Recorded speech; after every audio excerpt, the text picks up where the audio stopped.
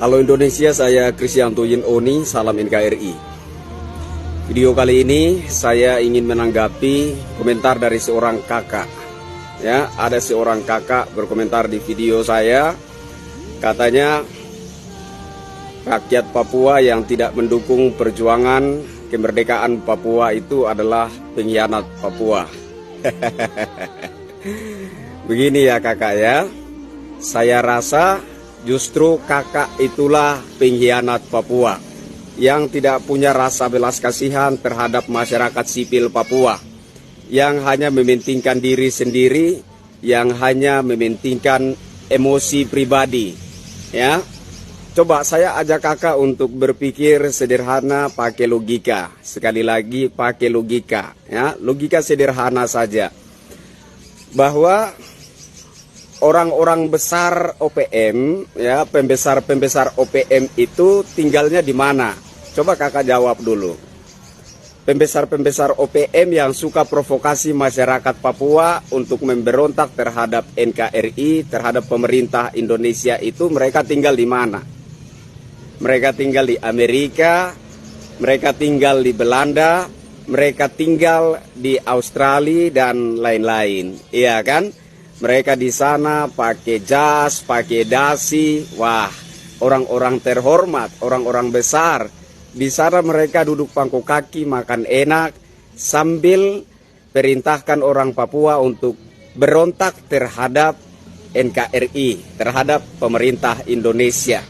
Nah, ketika mereka ikut-ikutan dalam tindakan separatisme yang dilakukan oleh KKB OPM, mereka tertembak, mati.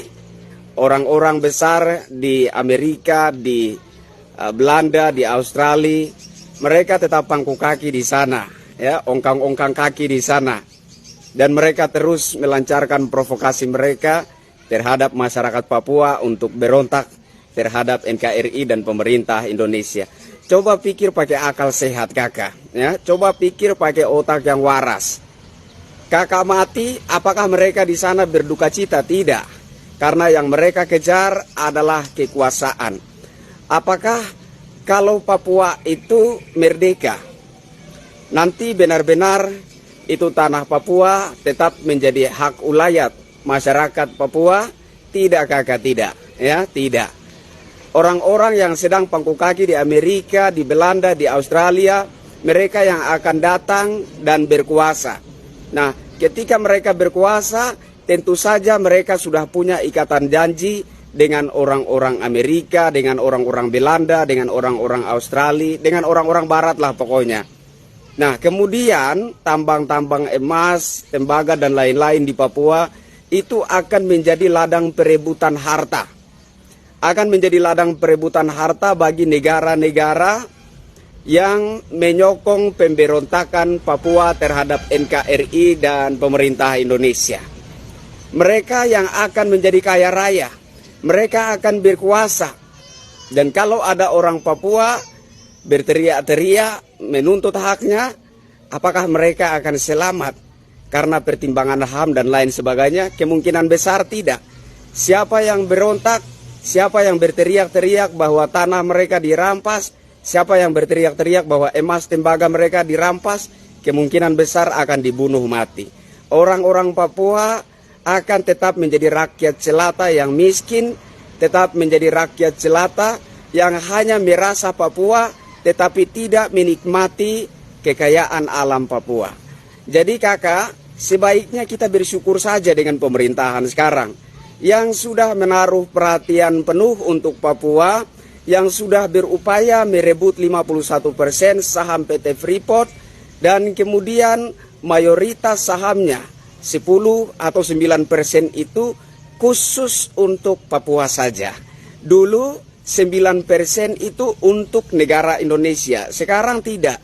51% untuk negara Indonesia dan 10% itu khusus hanya untuk Papua saja. Kurang baik apa pemerintahan Presiden Jokowi sekarang? Dan kemudian perhatian pemerintah juga dibuktikan dengan pembangunan yang masif di tanah Papua. Pembangunan jalan raya, pembangunan stadion olahraga, pembangunan lapangan terbang dan lain-lain. Kurang baik apa pemerintahan Jokowi, kakak? Jadi kakak, kalau kakak berpikir bahwa kalau Papua merdeka maka kakak akan berkuasa atas hak ulayat, tanah, lahan, dan segala kekayaan alam yang ada di Papua, kakak salah berpikir. Sadar-sadar saja kakak, bahwa orang-orang yang ada di Amerika, yang ada di Belanda, yang ada di Australia, mereka itu adalah penjilat Amerika, penjilat Belanda, penjilat Australia. Dan kalau sampai Papua itu merdeka, mereka akan datang ke Papua dan berkuasa. Saudara-saudara, pace-mace, kakak adik semua yang ada di Papua tetap menjadi rakyat jelata yang miskin.